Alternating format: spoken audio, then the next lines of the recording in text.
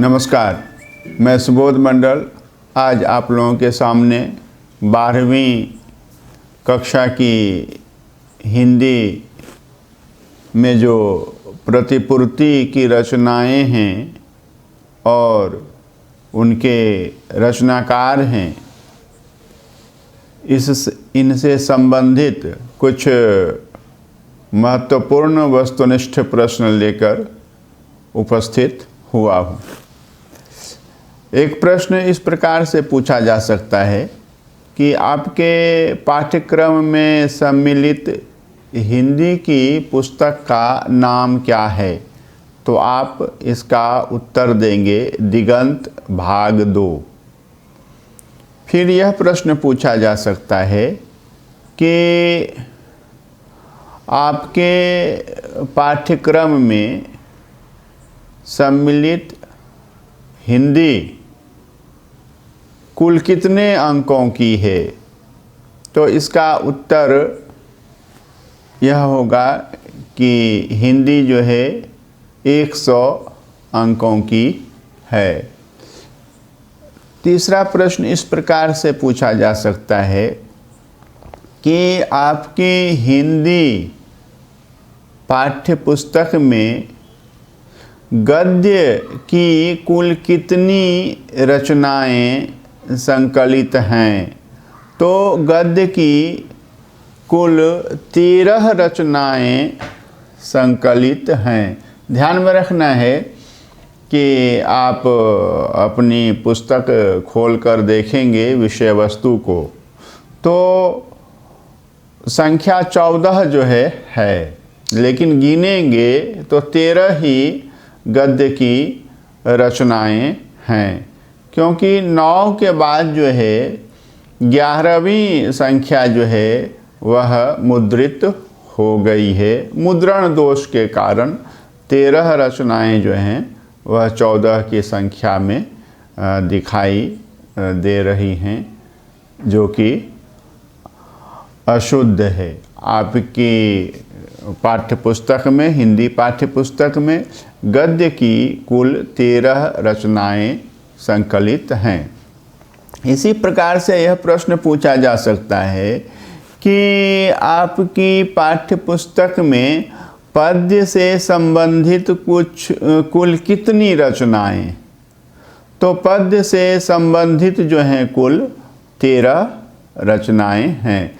गद्य की भी 13 रचनाएं हैं और पद्य की भी 13 रचनाएं हैं। अगला प्रश्न यह है कि आपकी पाठ्यपुस्तक में प्रतिपूर्ति से संबंधित कितनी रचनाएं हैं? तो कुल 3 रचनाएं हैं। और इस प्रकार यह पूछा जा सकता है कि आपकी पाठ्यपुस्तक में, हिंदी पाठ्यपुस्तक में कुल कितनी रचनाएं हैं? तो 29 रचनाएं हैं। 13 गद्य की रचनाएं हैं, 13 पद्य की रचनाएं हैं और 3 जो हैं प्रतिपूर्ति से संबंधित रचनाएं हैं। तो तीनों को जोड़ेंगे तो कुल 29 रचनाएं हैं। लेकिन गद्य की कुल कितनी रचनाएं हैं? तो 13। पद्य की कुल कितनी रचनाएं हैं? तो 13। प्रतिपूर्ति की कुल कितनी रचनाएं हैं? तो 3। अब है कि प्रतिपूर्ति में तीनों रचनाएं जो हैं किस विधा से संबंधित हैं?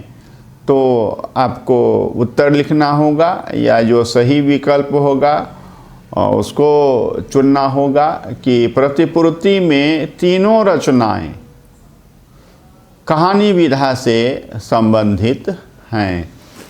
प्रतिपूर्ति की पहली कहानी कौन सी है? तो रस्सी का टुकड़ा है।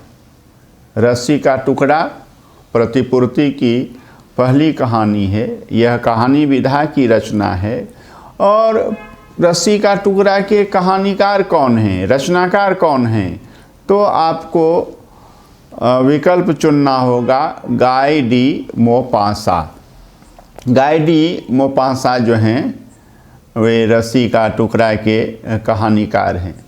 गाय डी मोपासा किस देश के साहित्यकार हैं या थे?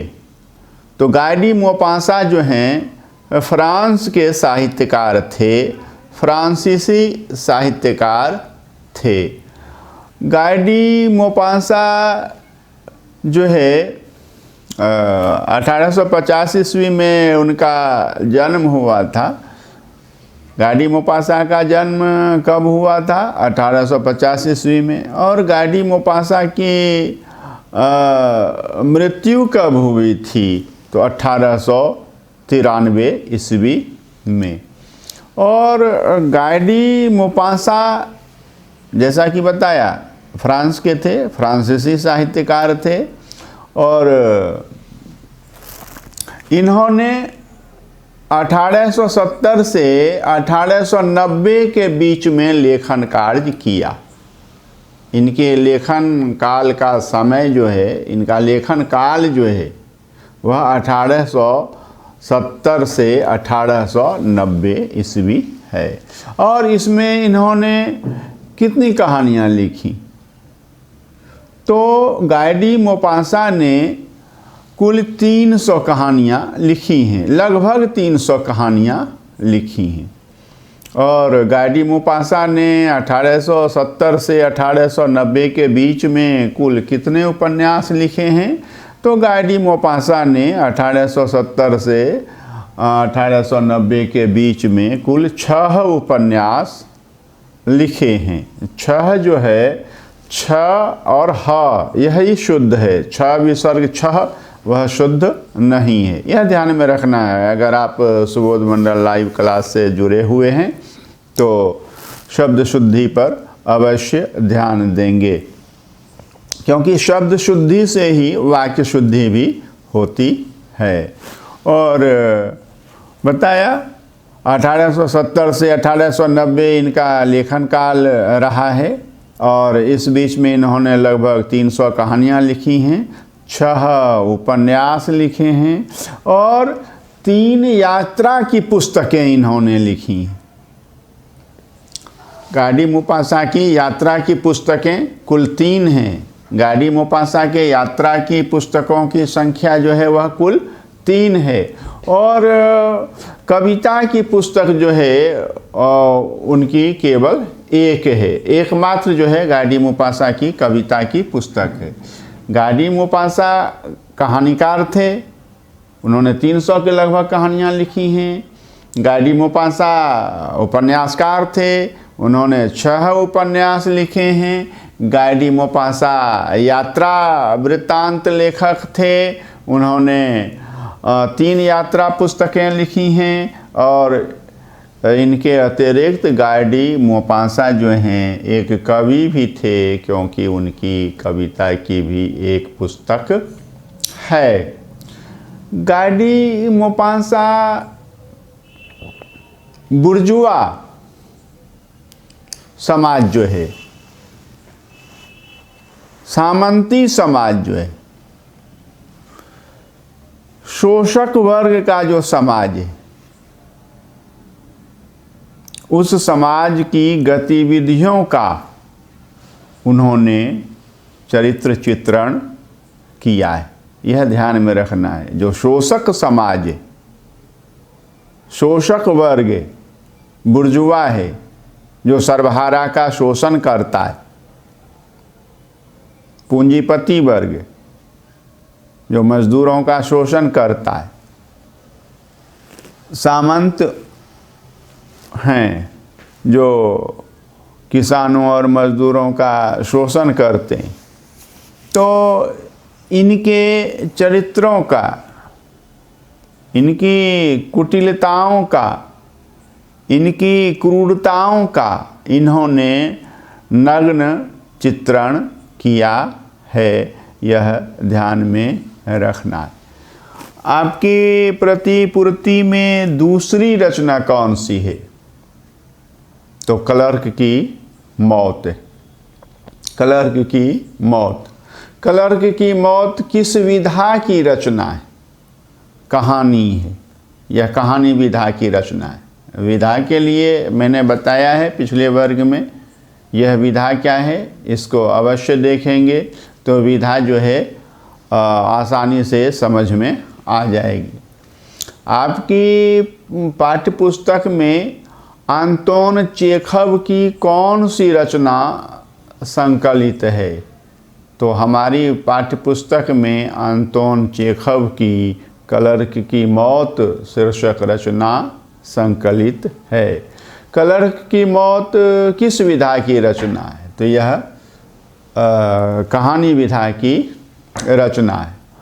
अंतोन चेखव 1860 ईस्वी में पैदा हुए थे और उन्होंने 1904 ईस्वी में दुनिया को अलविदा कह दिया।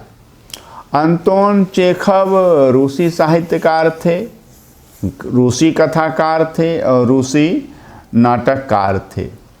और अंतोन चेखव जीवन के कलाकार थे। अंतोन चेखव ने भी शासन तंत्र की क्रूरता का चित्रण किया है,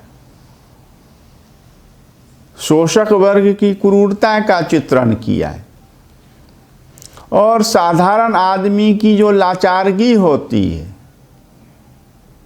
साधारण लोगों की जो बेचारगी होती है, उसका जो है करुण चित्रण अंतोन चेखव ने किया है। आपको एक महत्वपूर्ण सूचना भी दे दूं कि टॉल्स्टॉय ने चेखव के विषय में एक अत्यंत ही महत्वपूर्ण बात कही है। उन्होंने कहा है, चेखव एक अतुलनीय कलाकार हैं, निश्चित रूप से अद्वितीय। यह उद्गार उन्होंने तब व्यक्त किए थे जब चेखव जीवित थे, इसीलिए वर्तमान काल की क्रिया हैं का प्रयोग टॉल्स्टॉय ने किया है। कहते हैं टॉल्स्टॉय चेखव के विषय में, चेखव एक अतुलनीय कलाकार हैं, निश्चित रूप से अद्वितीय। तो प्रश्न इस प्रकार से भी पूछा जा सकता है कि चेखव को अतुलनीय कलाकार किसने कहा है? तो टॉल्स्टॉय ने कहा है। चेखव को अद्वितीय कलाकार किसने कहा है? तो टॉल्स्टॉय ने कहा है। देखिए, इस तरह से तैयारी करेंगे तो अच्छी तरह से तैयारी करने की एक वानगी पड़ जाएगी, आदत पड़ जाएगी और इसी प्रकार की तैयारी करते हुए आप जीवन में सफलता के उच्च शिखर तक जा सकते हैं। और हल्की फुल्की तैयारी करेंगे तो हल्के फुल्के पद को प्राप्त करेंगे, गंभीर तैयारी करेंगे तो बड़े पद को प्राप्त करेंगे। यह सीधा सा है, परिश्रम के अनुसार जो है फल मिलता है और फल जो है आपके परिश्रम के ऊपर निर्भर है। और आपकी प्रतिपूर्ति में तीसरी रचना कौन सी? तो पेशगी है। आपकी प्रतिपूर्ति में तीसरी रचना किस विधा से संबंधित है? तो तीसरी रचना जो है वह कहानी विधा से संबंधित है। आपकी प्रतिपूर्ति में हेनरी लोपेज की कौन सी कहानी है? तो हेनरी लोपेज की जो कहानी है वह पेशगी है। या पेशगी के कहानीकार कौन हैं? तो हेनरी लोपेज हैं। हेनरी लोपेज जो हैं वे कांगो के, जो अफ्रीका में, हेनरी लोपेज कांगो के शिक्षा मंत्री रह चुके हैं, वित्त मंत्री रह चुके हैं और प्रधानमंत्री रह चुके। हेनरी लोपेज का जन्म जो है 12 सितंबर 1937 ईस्वी में हुआ था। यह ध्यान में रखना है, 1937 उनका जन्म वर्ष है। हेनरी लोपेज का जन्म जो है 12 सितंबर 1937 ईस्वी में हुआ था और फिलहाल वह जो है 83-84 वर्ष के हैं और बताया अफ्रीकी साहित्यकार थे हेनरी लोपेज और व्यस्ततम समय में शिक्षा मंत्री रह चुके हैं, वित्त मंत्री रह चुके हैं, प्रधानमंत्री रह चुके हैं। प्रधानमंत्री जो हैं वे 28 जुलाई 1973 से 18 दिसंबर 1975 के बीच हेनरी लोपेज कांगो के प्रधानमंत्री रहे हैं। 28 जुलाई 1973 से 18 दिसंबर 1975 के बीच हेनरी लोपेज कांगो के प्रधानमंत्री रह चुके हैं और इसके अतिरिक्त उन्होंने कई पदों को भी सुशोभित किया है। हेनरी लोपेज की रचनाओं की विशेषताएं क्या है? तो दो तरह की दुनिया हमारे सामने है। एक विकसित दुनिया है, विकासशील दुनिया है और दूसरी दुनिया जो है वह अविकसित दुनिया है। हेनरी लोपेज ने क्या किया है कि विकसित या विकासशील दुनिया और अविकसित दुनिया के बीच की जो दूरी है उसको अपनी रचनाओं में भली भांति दिखाया है। दोनों के बीच, दोनों दुनियाओं के बीच जो फर्क है उस फर्क को चित्रित किया है और दुनिया की जो बहुसंख्यक आबादी है, बहुसंख्यक आबादी के दुख दर्द और पीड़ा की गवाही जो है अपनी रचनाओं के माध्यम से उन्होंने प्रस्तुत की है। तो मुझे लगता है कि आप प्रतिपूर्ति से संबंधित प्रश्नों के, वस्तुनिष्ठ प्रश्नों के उत्तर को अच्छी तरह से समझ चुके हैं और आपको इन प्रश्नों के उत्तर देने में कोई कठिनाई नहीं होगी। और ध्यान में रखना है, अगर अंतोन चेखव पर लिखना पड़े तो मैंने जितनी बातें बताई हैं तो सबको एक साथ लिख कर के एक टिप्पणी जो है अंतोन चेखव पर या हेनरी लोपेज पर या फिर गाय डी मोपासा पर एक टिप्पणी जो है आराम से आप लिख सकते हैं। वस्तुनिष्ठ प्रश्न का यह लाभ होता है कि ये गलत नहीं होते हैं और दूसरी बात, एक लेखक के संबंध में या एक पाठ के संबंध में बहुत सारे वस्तुनिष्ठ प्रश्नों को अगर आप जोड़ देते हैं तो एक लघु उत्तरीय या एक दीर्घ उत्तरीय प्रश्न भी हो जाता है। इन प्रश्नों का उत्तर भी और बहुत ही अच्छा उत्तर होता है, अंक देने वाला उत्तर होता है, लफाजी वाला उत्तर नहीं होता है, गंभीर विद्यार्थी का उत्तर हुआ करता है। बहुत बहुत धन्यवाद।